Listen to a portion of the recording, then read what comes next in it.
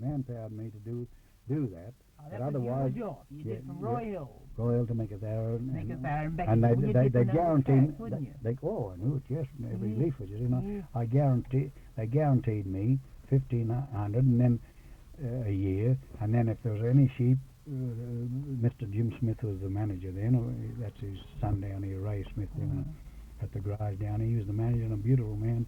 If there was a mob of sheep going and it was starting to get warm, he said, "There's a mob of sheep. I can get you a mob of sheep. Would you like it?" And I'd say, "Yes, right, that'll do." And so I might get a mob of sheep in with extra. But I was one of the silly ones. Never thought to store it up, you know, making good money and all that. And I should have got into something myself. I see. And when was your family living, your wife and kids living in Meekatharra when you were driving? Were you all at the latter part of this, because I didn't get married. I was 40, you see. Oh, I see. When did you give up driving, roughly? How old were you then? About 50? Yes, about 50. 59. Yeah, I'm 66 now. Yes, I see.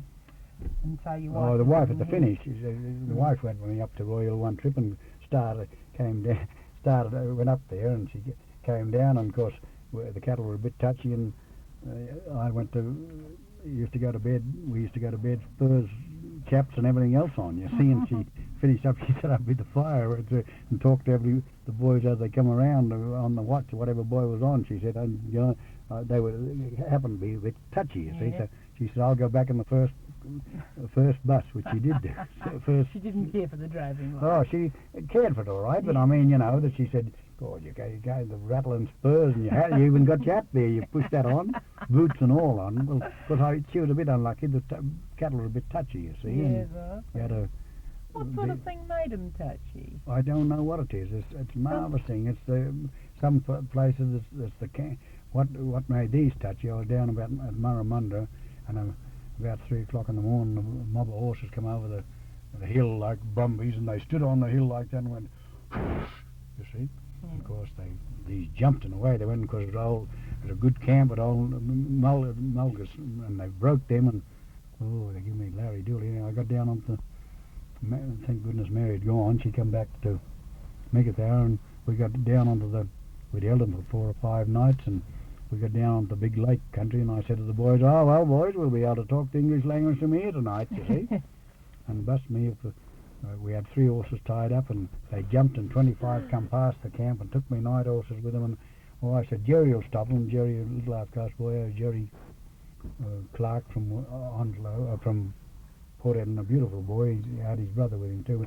We jumped up to grab the horse, and they took them with saddles and all, and I had my horses about 2 or 3 mile over to get a bit of feed, and that's where they galloped to. And then I was waiting to hear Jerry turn them, and they were that way that they turned. Soon you got him, he come limping in. I said, "What happened, Jerry?" He said, "Old Havelock fell. He come off the hard ground, and anyhow I done my lead. I had to finish up. I went back to Mundawinni and rang Mr. Smith, and he told me to see whether George Betts would take the tail in. That's the quiet stuff. Then get back, Bryony."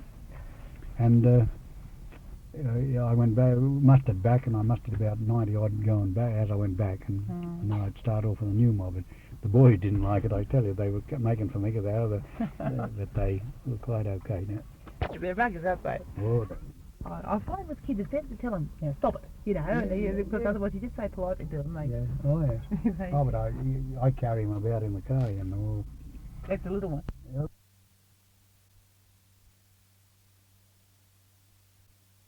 Well, I suppose you'd need to. You can't make a little no. I see. Yeah, now, tell me, when they used, in the old days, when you were driving, did you used to sing to the cattle, or was that yes. What's that for? Well, we'd sing rather than, as long as you're making a noise, or whistling, or, in fact, some of the boys at the finish took it with them. They used to play a mouth organ, but I made them take it in the daytime to get them used to it, I understand. Or training or something. Anything that makes a bit of a noise. Any strange noise, they jump up and come and look for it, you understand? That's because if you go up to them, and suddenly they could get a fright. Yes. A sheep like that, or any cattle? No, well, it doesn't matter about the sheep, because you've got them in the yard at night. Your yard sheep at night. Oh, yes. You don't ride around them? No, you yard them with that pig mat. You make one? Makel yard, yes. They used to. They were making we were making here years ago the scrub yard, but oh goodness me, it was a lot of work, you see, and you didn't Well, count. they run around cyclone fencing. What is it, sort of wire? Yes, a cyclone mesh. Yeah, I know. See, and the iron standers, they got the T standers now, and you Yeah. carry them with you, and you put it up. Well, we had canvas for a start, but the trouble with it was a windy afternoon, you couldn't get to your. Oh, I know, The yeah. wind would blow it away, you blow Oh, it, you'd have and so we got this mesh, and the only trouble we had with that now and again, a horny one might get his horn in it. Yeah. You say, but Right, we had done. always had a dozen or 15 bells on the sheep, and you could hear them if they disturbed and they were going out. There'd be bound to be a bell go. I've often had to jump up at night with a good sheepdog and let them go to fetch them back, and only a few got out. Now listen, all the old drovers, this would probably be before your time, but did you ever hear they mostly just sing, the pop songs, and did they ever sing the old bush songs, ever hear the old Australian bush songs sung like, now, what was one of them? The Overlanders, or the Drover's Dream, or any of those ever know any old blokes who sing the old Australian style bush songs? Oh, yeah, there was old Jimmy Crogan. He was one of those. He was a beautiful old singer, but I forget what he used to sing. He said Mother McCree and all them. He's dead, is he? Oh, he's dead. Yes, a good while ago. Was there much singing and that sort of thing in the drovers camp? Oh, yes. At night and sing, were they? Or No, never. Singing to the. Oh, of course they want to go because they had to get up after they had this supper. You say, but going up or anywhere when you had nothing, or with sheep, it was all right. They'd sit around and these half-caste boys, they had clerks from up there, beautiful yodelers, and where do they live? Do you They're in Port Edmund. Now? Mm. I might come across them. I'm going to Port Are Edmund. you? Mm. I don't know whether you know a bloke called Don McLeod. He's had a lot to do with it. Yeah. Oh, no, but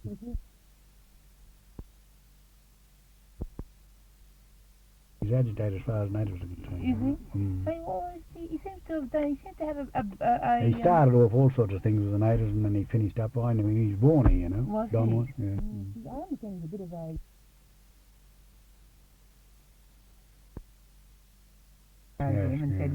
But I believe that he's done their natives a lot of good, though. The ones he thought yes, he tried to, but I think he got stampled out of it. But he was. Did he? Yeah. Yeah. Well, anyway, that's where we're going. But these blokes who you were saying at Port Hedland, what's their name? Clarks. Clarks. Who would they be? Vincent. Their father's a Malayan. He's still alive, the old man too, and his mother was a West Australian native. Oh, beautiful boys and beautiful, beautiful young and beautiful kids. The girls and all was wonderful family. It was like going to a white people's place. And where do they live? In Port Hedland? Port Hedland. You don't have to ask where Vincent Clark or Jerry Clark. I'll do that because it seems to me that the native boys, the Aboriginal boys, are the ones who do more singing now than the whites, aren't they? Oh, of course they are, yes. They make up songs and they sing the country and western stuff and that. Yes, all the western stuff now they used to do they were taking off, what's his name, this bloke that sings over the wireless now. Slim Dusty. He's a great favourite, he's a great favourite. He is a great favourite, and of course he sings them, but I was never that way. All mine, the songs, when I'm singing, I wouldn't take me off to none of them as far as a song is concerned. As old as I am now, I always sang Mother McCree or In the Garden of Tomorrow, and something like that, because I had a lot of little smutty ones that, I used to sing around the cattle, and they'd sing out, "Hey, Nulla," they'd sing out of me when Mary was up there. "Shut up, your wife's here, don't you sing that one." I'll have to get my husband to come down. You have to sing them to him. Like what? For instance, which one? Well, don't sing to me if you don't want to. But little old drawers that Mary wore. Oh, I know the little old drawers that Mary wore. Sing us it. They were tattooed, they were torn, they were filled with babes unborn. Those little old red drawers that Maggie wore. They were slimy in the front from the drippings of her in, and the little old red drawers that Maggie wore. That'll be enough, I think. Go on, sing the next one. I won't listen. No, go on. No, but there's some others that I might have. Well, think about it. Little old red drawers that Maggie wore. What are the ones that you used to sing? Doesn't matter, clean ones too, if you like. I don't mind. What? Far away in the highlands there stands a wee house, and it stands on the brink of the brae, where we played as laddies in lang, lang ago. It is sweet as the heather and blue, as I kissed her goodbye with a tear in her eye. My laddie, God bless you. I'll get them mixed all up now. Oh, never mind. Have you given us a go? Oh, you got much singing when you were a lad? No, they told me I should have got a train. But Yeah, nice voice. Would you just mostly sing around the campfire, would you? Yes, in any of these shows. The other night, as I tell you, this Mrs. James said the other night, that's when she told me Arthur knew me, and I sang in the garden up tomorrow then, and even they come and congratulate me, and the policeman, he hasn't been here long because I never go to much functions What's now. his name? It's Kevin Kent. Oh, I've got to go and see him. I know his dad. I met his dad down at... Blonde bloke too. Down at... But he rushed up and he shook hands with me, and he looked at me and he said, I said, I know what you're going to say, Kevin. You didn't think it was in me, you see. That's right. His dad's down at Nazareth House in Geraldton here. I met him Is down there. Ah. Yes, he's deaf. You've been at Nazareth House just lately? Yes, just been at Nazareth House. Oh, there's an old mate of mine there that... What's his name? I had him here for 2.5 years, but he went blind. I didn't meet him. Didn't you? No, I didn't meet anyone that was blind. He went totally blind out of send him. He was here. Yeah. Arthur Bridges, No, little jockey bloke, and he was droving here for years. Oh, but yeah? he finished up. He got the cataracts. I had not cataracts. I had the other ones, and I got mine off, but he couldn't get his off, and he had 10% or 20% in one eye, and to finish up he was here and he couldn't find the toilet, and he was walking around, and I fighting him, the showers all up the back here, you know, and I fighting him. So Mary took him down. He's been in our house, and I thought, but she's seen him 12 months ago, or this time last year when she went down to Geraldton. She went down to operation, and she seen him, and she reckon he looks wonderful. Oh, could I do? No, they just mainly sort of introduced me to places they thought would be, know things I wanted to know, and I was talking to this Mr. Kent. He said he's quite a young man to be in, he wouldn't be that much over. And it's yours, Kevin's father? Well, I know he gave me a letter to the policeman at Meekasara and said go and see him, so he's my son, so it probably was, I haven't been yet, but go and... Well, she's a nice woman too. Yes, well, that's right. Oh, that's interesting. And what else are some of the old ones they used to sing in the old days? Oh, I forget them all now, but I mean, there wasn't this hot... Not the hit parades and nothing, you see. Did they sing a lot of the Western stuff when you were... No, only these boys did. The Aboriginal boys, the half-caste boys and that, they used to sing it a bit. Not the Dinkum native, but these are half-caste boys. They got onto that, but all the old songs, A Long Way to Tipperary and all that sort of thing, used to sing. But as long as you're making some sort of a row at all around the cattle, just to let them know if your horse, if you're going around silent, your horse trip they'll be able to jump, you see. Have you ever heard the old one? You've might have been before your time, but you might have heard someone sing it. What was it called? The Overlanders. Oh yes, I've heard of it. No, well, it's bringing cattle over. Yeah. From every track to the Gulf and back, they know the Queensland Drove. Anyway, it goes on. Yes, I know, that's all Queensland stuff, you see. Yes, that's right. And we, in the centre. As far as we were concerned in West Australia, they said, if he said he's a Queenslander, only the riffraff comes out from there. They said that, and I found out. I put one bloke on, and he was a good boy for a young fellow, and for a couple of days, and they try to tell you what you should do. You see, yeah. And you found that the Queenslanders weren't well, it wasn't the Dinkum Queenslander that I've heard of and seen others. That in fact, Jim Smith, the manager, he came from Queensland himself, and he said, Nulla, he said, believe me, he said, there's not too many. I'm a Queenslander. There's not too many of us that come out that is. But he worked hard. He did. He was cutting posts on the telegraph line and all sorts of things before but he knew stock and a wonderful man to work for.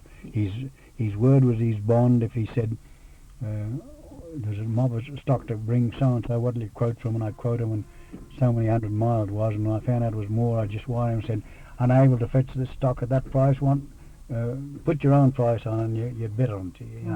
He'd be right. You knew that I wasn't going to cheat him. Now, what station was that? That was Roy Hill. Yeah, I see. Roy Hill, a big station? Oh, it's a beautiful place. They used to run 34 or 5,000 and then a hell of a lot of cattle. But since they've Alex Spring took over from me. He's a part owner, and oh, it's gone to the pack Has it? altogether. Not as good as it was. Well, nowhere near it. In fact, I said to one of the truck boys here, I said one day, I said, how's the cattle from Lille? You see, we used to get in 1,500, and I said, how are they going, Newton? He said, well, no, he said, the only bloody way I can see that they're going to get cattle from there is sell the calf book. They've been putting they've been supposed to be brown. They had blokes there that's overseas, and you know, putting the calves in there. Putting them down, they wasn't doing it. You understand? Oh, I see. Yeah. What happened? In fact, I went up there one day and I said to one time when I was gone, I said to overseer, he's dead now. I said to him, well, how you got plenty? Oh, he said 2,000 in the paddock. I said, good on you, good on you. I said, I only want 500. I don't want 2,000. I know, of course, mixed stuff. You see, certain man. And anyhow, we put the full issue. My team and all mustered a 10 by 12 paddock and had them in the holding paddock, and we lobbed in with about 900 and something. That's all. And he said these mustard, they can't be mustering properly. Well, I said, come on then, we'll have to give them another go. And I got 400 or 200 next day. They missed 200. And he said they must have got out. Well, I said to one of my boys, you go one way and I'll go the other. We rode the paddock. There's no sign. He never put them in. That's okay. I knew my boy wouldn't miss a place where they got out. Or, you know. I get you. Did you meet any, were there many of the old school, the drovers around, the real old timers when you were droving? Did you ever come across any of the real old characters? What's some of the memorable old characters you met in the droving Georgie game? Betts. And what's he? Tell us about him. He was driving, he used to fetch mobs from Mount Plains to make it there, you see, and that used to take him... How far is that? 1,700 miles or something. It used to take him, he was along, but he used to start off with 1,000 head, and then he'd spit them when they got down here where he had mostly water holes and things up there, and then he'd spit them up when he got down here and put someone else in charge of the second team, you see. Why'd he do that? Well, because on account of the wells, he wouldn't water them, you understand? Oh, I see. You can only water 500 5 to 6. I see. So what they follow along. Yes, and then he'd leave them where they had plenty of water till he got a few days ahead of them, unless there was some other drovers close, and then he'd split them up, and of course he used to go between them and have a look how he always had a good half cast before he takes out. Did you rely on the half cast a lot? Oh, my word, I didn't. As I say, I told you. Yeah. That's why they say you don't lie. I said I don't. I like the boys, but the good ones. But as I say, Lewis, the native welfare bloke, he's buggered it up here because he's taking them a bit too fast. Well, he's given them holus bolus, and them blokes all they think about. They get out on the station. You get them in the bush. A couple of weeks' work. They want to get back into town. You see.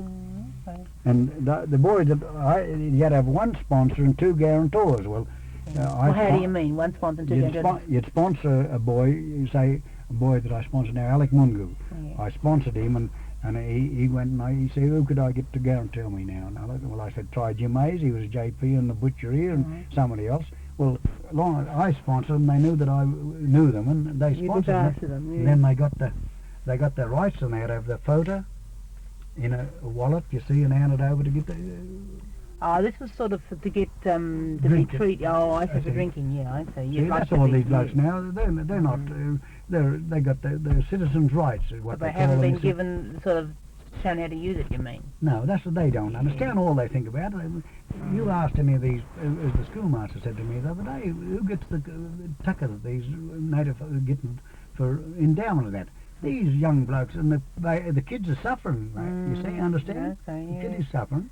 Yeah, and well, most of your teams would have been half caste or Aboriginal. Yes, and they were good too. But I mean, they. And what did you just give them? What did they get their tucker and that? Did they or money or what? They got the full wages. Oh, you paid them same as if they'd been white men. Same as if That's right, isn't it? Oh my word, it is. I think a lot of the stations they haven't been treated right. I know. Well, because where they got it wrong then too is because the stations.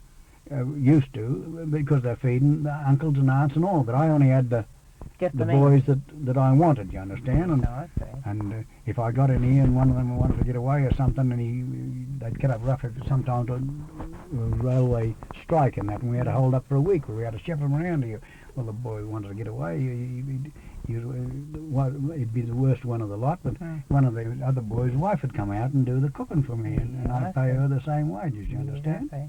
Yeah, well, that's You had to right. wo- But you had to a lot organise- of people haven't paid them right, You had to have they? organise. No, but as I say, why the stations won't have it now? Because they had a lot of hangers on. They always got relations and all. But of course, I see. as far as I'm concerned, they used to come and I'd give them a bit of meat and that, but they didn't hang about my camp or anything like that. You see, they could. This old chap you were telling me about, the one who used to divide Georgie the... Betts. Was he a very well-known Oh, very drover? well known, yes. Yeah, and he spent his whole life out of had he? Well, not all. I don't know where he come from first, but you can bet if you mention Georgie Betts anywhere in the northwest, and there's a lot of others. I just can't bring them to mind now. All up in they were up on top. And they used to say they used to call me the parlour drover because they reckon you see they used to come from so far up there. I said this parlour drover will do me anyhow because I don't go out and I had good men all the time. See, and when you're on the droving, when you come to a town, what do you let some of them go in and have a drink or something, or you have to get past the towns and? We never passed any towns from here to Royal. You see, there was no Coomerinas or That's where most of your droving's been done. Yes, you see. But I mean, when they got in here, well, we'd camp 9 mile out, and then the next night, instead of putting them in the yard, we'd camp on the flat down from the yard. I used to work it to be so, and then truck first thing next morning. But I'd always take out some and give them a drink up that night before once they come in. How long would a trip last towards Hornbeck? Well, 7 weeks, 7 or 8. I finished up what I was doing in 7 weeks. Sometimes it's 8, but I found out that it was no good hanging them up and making them go that slow. But to get the waters and everything, and the bosses were satisfied, so 7 to 8 weeks. And would they lose much condition on the way? No, they wouldn't. As I say, they only The last. country doesn't look much good, does it, for free? No, but it's all right, is it? As long as they get in the water every day, you understand? I see. And you travel, what you said, about 18 miles, didn't you, between the wells? In between the waters, you're supposed to do. If they book you right, you're supposed to do 8 to 9 miles a day. 8 to 9 miles a day. That's what you. But we used to work it so that we'd get a well down, so that we into the well and water and go on, so that we'd be at the next one and next dinner time. You understand? And was there a lot of chaps doing this? I mean, was driving a big sort of a lot of them people were. Well, I mean that's only why they got the stock down here. I get you. Until these road trains, I never thought they'd be able to pull what they do now. You see, I mean they're pulling as much as 3 bogies on a train. Well, now down to Meekatharra. Down to Meekatharra, and now the same as the bogies on the railway train. You see, well, when I was loading, you'd work it out to 17 or 18 cattle on each bogie. And they bring that's 3 times 18. That'd be what 3 times 18. That's what they bring down now. 4, 3, 6, 18, 48. Would it be? They bring 48 now, where they were only being about 10. 12. No, 58. 58. 58. You see, you see, well, it don't take them long to get 100. 2 trips and they got 100. Yes, I've seen it's cheaper. You could do it. They could do it cheaper. Well, they couldn't do it cheaper, but they had done it in that they were paying £4. I was only getting £1 a head for to bring them in. They got £4 when they first started, and what they're getting now. You understand? I see. Yeah, and it's quick delivery, you see, and of course then sheep. They load sheep now, 120 on the top and 120 on the bottom. You see. When you hear people talking about drovers nowadays, drovers seem to be a very independent mob. Well, we were. More, I think. Well, why is that? Because I don't know. Well, I mean, we were your own bosses, perhaps. Own bosses, and I mean, we had our. I wasn't that independent. We used to join in everything. Can understand? And, yeah, but I mean, you didn't stand like I know. All drovers always had to be people who were, well, no man was their master sort of thing. They were working for the station owners on equal terms, more or less, and they weren't you weren't their employer. You were their blooming contractors. Contractors, and they treated you as one of themselves. You understand? When you're there, that's the boss drover, you see. And I mean, of course, they used to say, well, who's your best man, and that, and of course, you would say who he was, and there they were. They all. But I mean, as far as I was concerned, I wouldn't wish for a better. A couple of times I had to sack them on the road, and of course not now like they are now. I made them walk up to the next camp or something else like that, and one bloke wouldn't get out of bed, so I was back in the camp. The boy said he won't get out of bed, so I just wrote his check out and put it in his boot, and he had to lump the rest of it on, and he caught us up at dinner time. Why, he's a different boy. I said, if you want to go, she said, I'm sorry. Well, I said, how do they buy these the fastest out of bed from then on, you see? And I mean, them times too, I don't give a dash what they say. We could if a boy was, you didn't belt him for nothing. But I mean, if he got too cheeky, well, you can't hit a native in your hand because the two hard would hobble strap around you and a chain in your hand. And I had a cattle dog too, and when the cattle dog would bite, and he stooped down and then he was a different boy after he got a hiding. But you can't do that now. They right to the welfare department and you're gone. You understand? Okay. And did you employ white drovers? Oh yes, if I could get them, I've had a few of them. And in fact, Rex Hurd now he was with me for a long time. He's contracting. He's down there, great friend of mine. Is that one of the road cattle? Yes, that's one of them. But they put another. That's bigger. See, that's only going up for a small mob. And they got little. But there's another trailer on behind that, but they're longer than that, and so is the big truck. That's the little one going for only a certain amount. You understand? You gave what, about 30 on that one? Oh, it'd be, yes, I suppose about 30. Yes, okay.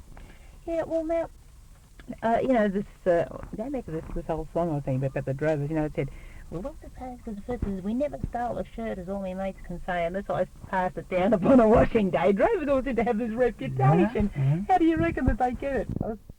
What? Because they were so independent, perhaps. No, I suppose so. Yes, they're pretty law-abiding, although you said you can't make out why arthritis was the only way that I reckon with my arthritis. You never had, with a team of men, you had no chance of carrying beds or anything, and you had your canvas like a Berkmeyer, and you put not even a mattress here, you see. What's a Berkmeyer? Berkmeyer waterproof sheet, you see. Oh, yeah. You put that down and you used to throw it over yourself. Well, if it rained, well, of course you had your sheet to go over the other part too, but if it rained, I've seen myself pulling the dirty clothes from under my head to put under my hip to keep out of the water, you understand? There's that. Oh, yes. I mean, I'd done a trip from Royal one time, and 7.5 weeks to make it out. I never had a dry night. You put your dew, it wasn't dew, it'd be rain, and then if you put your rugs out, then the blowflies would blow them and everything else, On the rugs? On the rugs, yeah. Oh, good. And you just cover yourself over with a tarpaulin, would you, in the rain, and sleep under the wagon or something? Of course it wouldn't. Well, I mean, you had a big wagon, put it over, but I mean, 6 or 7 years under that, well, sometimes you get in parts that, I see. Yeah, well, so it wasn't that easy life. It was like, you had no, but if it was good weather, a beautiful life, as I say, if you had a good team, you couldn't wish for a better life, I don't reckon. And that's what I said, it is a picnic, as far as I was concerned. The boy said about me feeding and so, well, it is a picnic, providing everything's going right. Okay. And, of course, I suppose that, you'd have never imagined that you would have, this sort of would have happened to you. And No, not only that, I should have had a bit of brains about me and got into put a bit away. There was plenty of places I could have got into, a little. What do you mean? Places, Stations and that. Station, and had a part of my own, Yeah. You don't think of these things very much, do you? No, easy come, as they said, easy go, you see. And of course, then once I got married, I was 40, and I soon found out my obligations then. Was your wife a local girl? Yes, she was. Okay. She went to her father was here for a long time. He's on the pumping station out here. I suppose you looked a bit good walking, driving, riding into town in your chaps and your hat. And did you wear the chaps out for driving? Oh, yes. And one of that 10-gallon hat? I used to go to the dances here, and they'd say, here's Nulla, you're not going in for a dance. And I said, the cattle's up in the yard, but I'd bet them.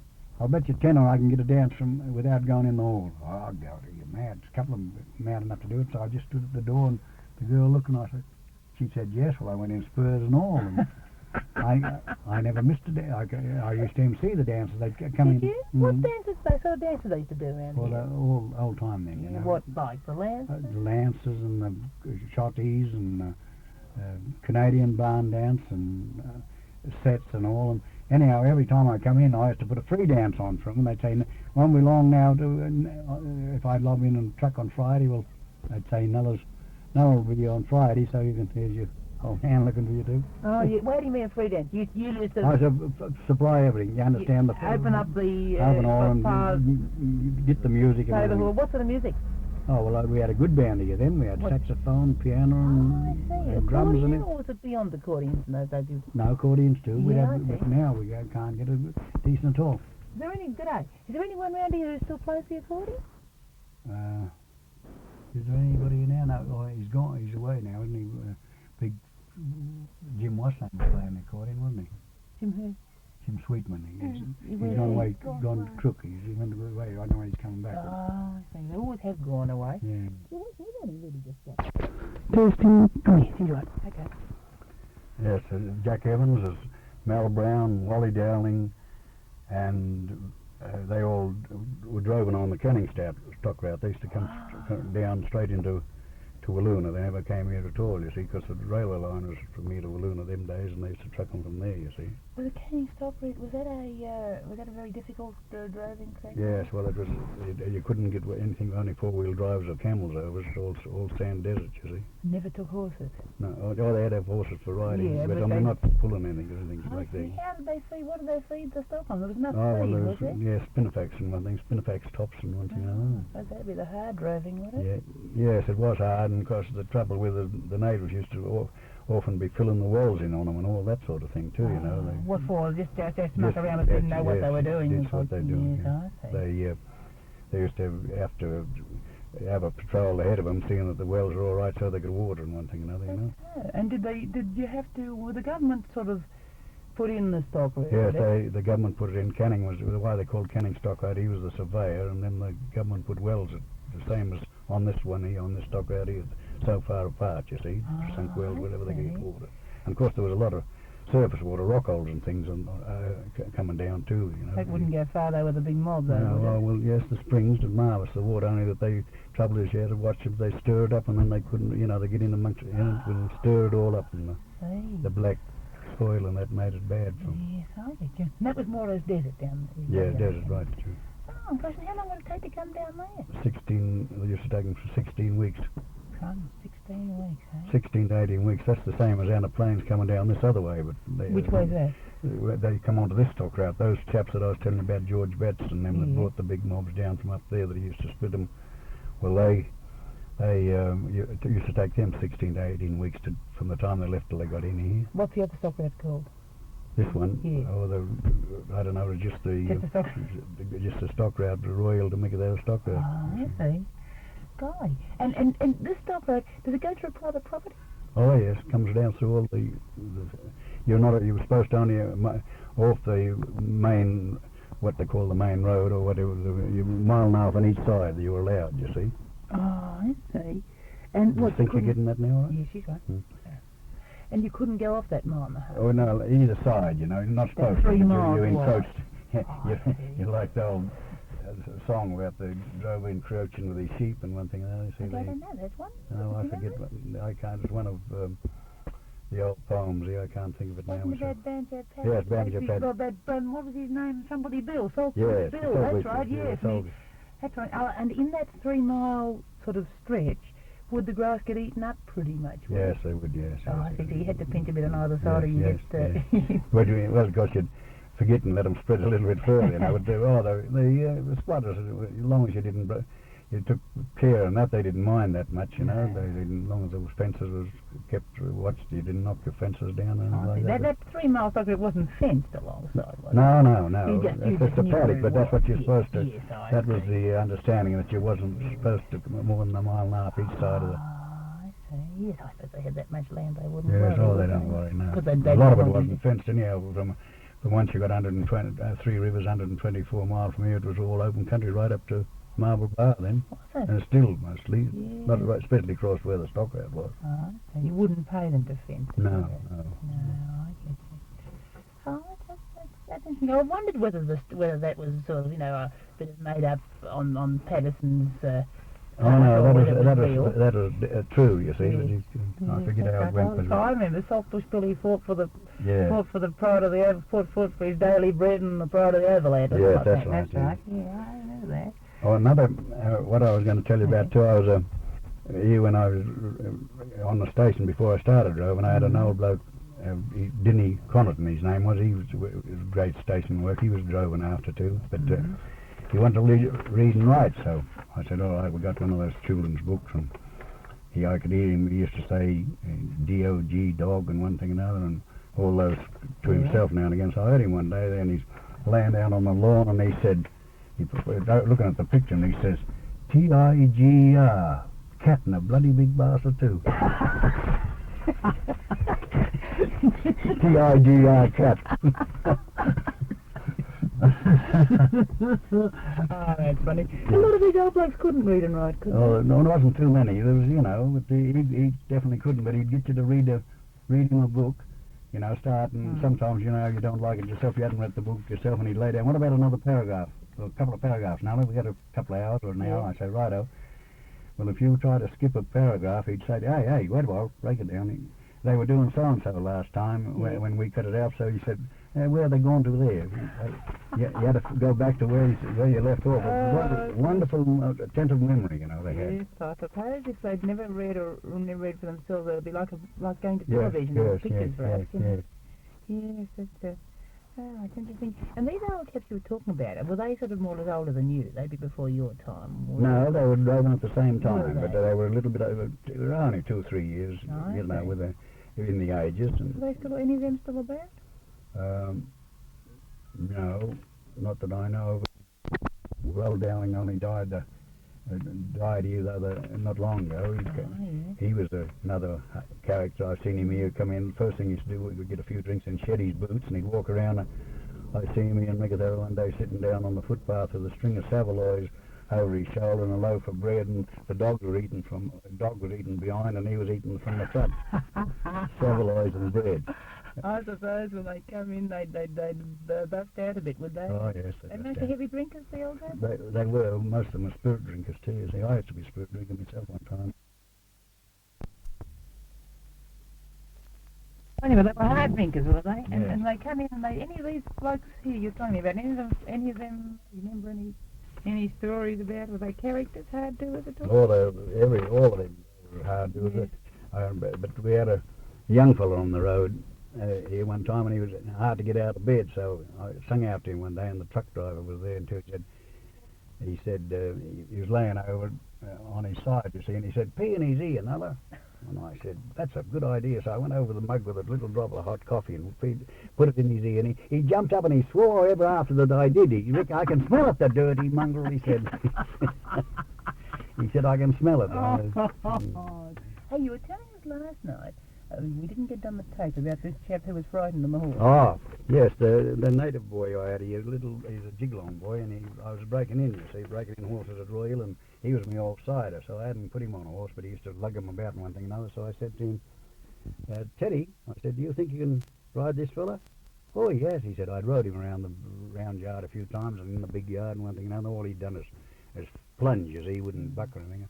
Well, I said, fetch your saddle and bridle, and he brought it, and I put it on and tightened everything up, and because I stood near his head while he got on, because native had never been on to him before, you see, and as he put his hand up onto the stirrup iron to get hold of it was shaking like that, you see, and I said, hey, you frightened? He said, no, all right, and when I said, go on then, I grabbed hold of it again, and as his leg came up, it was shaking too, and I said, you're frightened, no good getting on him, you're frightened. He said, my hand and my bloody leg might fright, but I'm not fright, he said.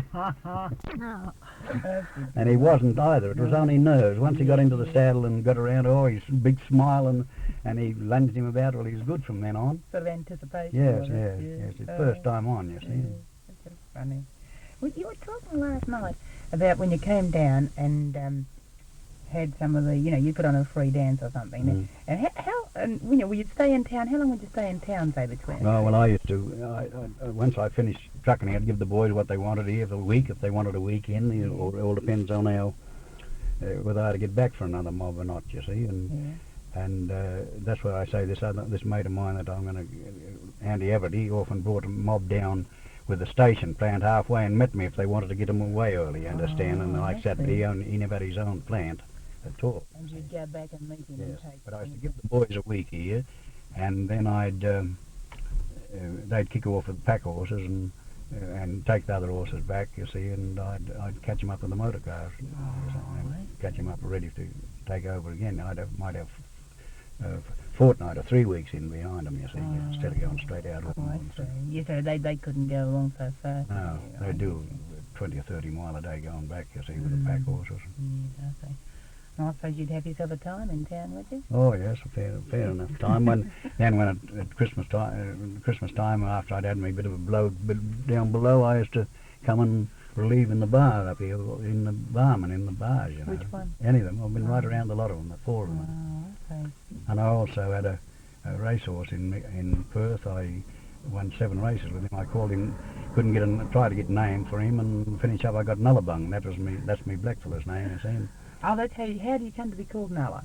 Well, how I first to be called Nulla, my father went first telegraph line went through to Nullagoin. They used to call him Nullagoin Joe, you see. And I got it, and then of course they broke it down from Nullagoin. They used to call me young Nullagoin Joe when I was playing football here, like his little man was playing football. Then they broke it down to Nulla, and of course then the natives put the bung on us. See, Nulla means stick, and the other one's bung means boy, you see. So I called this horse Nulla Bung, and I won 7 races with him altogether down there. I went 5 on end with him. It was only in the Depression time, like in the wartime when the stakes were so small. But somebody said down there one time, they said, why did you give him a good name instead of a good horse like this called Nulla Bung? And I heard somebody say to him, yeah, if he's good, half as good as the bloke he's named after, he'll be all right, you know, as far as the racing was concerned, or for sport. I see that you were racing, like, and you learned your riding on the stations, and then you were down in Perth for a while. Did you just go up and down to Perth with your horse? Yes, no, I used to leave him down there with a trainer, you see, and go down okay. And you used to ride him? No, I never rode him in Perth. I only rode up in this amateurs up here, you see. I see. That's where you had you knew what you were doing if you were riding your own, because it's too heavy to live down there. But I rode, as I say, Landor and here and Onslow and one thing another. Well, these are all sort of station or picnic races? Yeah, picnic races. There's picnic races coming at Landor next September. That's where Paddy Daniels was going to. I'd like to go myself.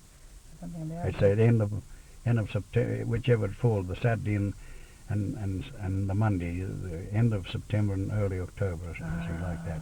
So that's a good time, is it? Quiet time on the station? Yes, on the station. They all rally. They all have a wonderful turnout, you know, the camps that's out there, and they all camp, all out, but they got eating house there and all, you know, but they rig the tents and take the refrigerators and all with them there, and some of them eat down at the camp, but now and again they have a meal up at they they all take cooks and that from here and cook up. Who runs it? Like a? It's the Gascoigne Race Club, they call it. I see. It isn't the station people, don't Yeah, it's for all the station people. Yeah, but I mean, it isn't privately run by the men. They have a Saturday race, and then there's the gymkhana for the kiddies and everything on the Sunday, and then the racing again on Monday. Oh yes, dance. But they got that cement floor. That's the only thing. Yeah. Okay. But now, do they have the old time dances now, or would it be modern dance? Well, they mix them. Do they? Oh well, I can't count most of these people around here are like older people. They won't have this, and that's not dancing anyhow. I won't have it. I can't see it. It's only wriggling. That's all. And messing about. You never got your partner at all. She's all turn around and look another way or something else. You know. You couldn't wish for a better dancing than Velita Waltz and Shotties and then the old time sets. You see the lances and the quadrilles and first set and all them. Well, I used to put all them on when I was here. We used to have wonderful times here, you know, because I was strict though, but the only thing I was strict about was when if I put a Canadian dance on, Canadian barn dance, which I used to make it into a flirtation to mix them up after a while, after a couple of laps. But if they didn't do that properly, well, I'd said to them, there's plenty of more dancers to come. If you can't do it or won't do it, sit down, please. And I've got a couple of fights about it, but I steadied them up. Yes, did you, when they had the old time dancers here, did they get to start off, was it the custom to start off the evening with a grand chain, or they used to, some of them, they always used to start off with a sort of a promenade, they'd promenade around? No, whenever promenade was always with a waltz. Started with a circular waltz. Circular waltz, yes. They're all right, aren't they? Oh, beautiful, yes. We do a lot of them, we do the old, Did you have any Irishmen around here? Beg pardon? Many Irishmen. Oh, there used to be a lot. I don't know. There's so many strangers here now. I go downtown that I'm not often that down there now. You see, I don't walk about and I go down and I had every second one. Well, there's only a terrible few that we don't know that you don't know. Yes, or see all this DCA people here and all that. They're all strangers to us. They only stop here a little while and they're transferred somewhere else and.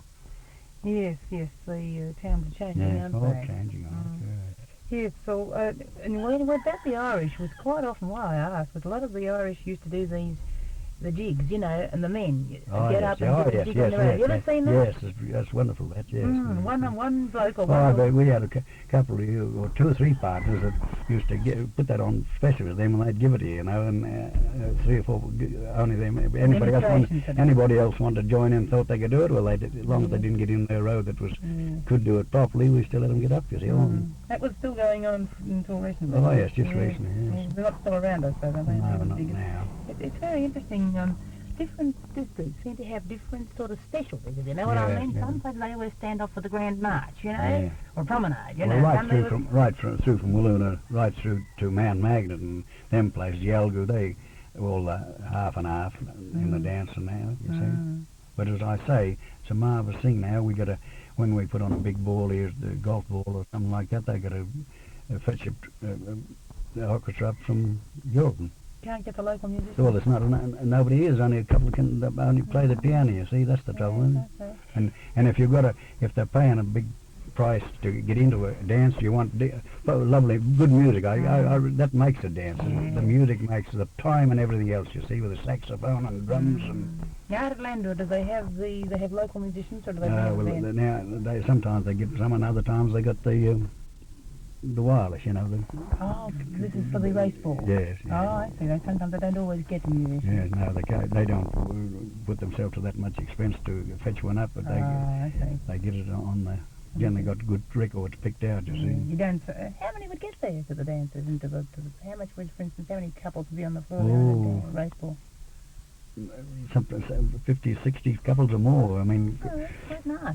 It's not that big that you wouldn't be friendly, like you get to know each other, sort of thing. Oh yes, you would. Like if you only for a start, especially the likes of you going there, you see, with something like that, you soon get to know and you get friends. Yeah, you know, but if you went 2 years run or something like that, well, you'd you'd be with them. You see, they're terrible hospitable people. These Nor'westers, there's no doubt about them. Is there much class distinction, like between station people and workers? Do the station people keep themselves to themselves? No, not here. No.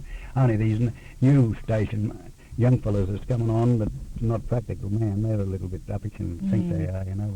But that's the trouble with the whole business here. The practical man down there that knows his business couldn't get a job like that. They're paying what we call jackaroos in our time, but you know that they're learning all the time, but yet they Boston, and that's why the stations are going deteriorating with it. You reckon the old practical is dying out and that thing, and the new young blokes for the naked colour? Yes, it's all bookwork with them, paperwork. You see, they're not a practical.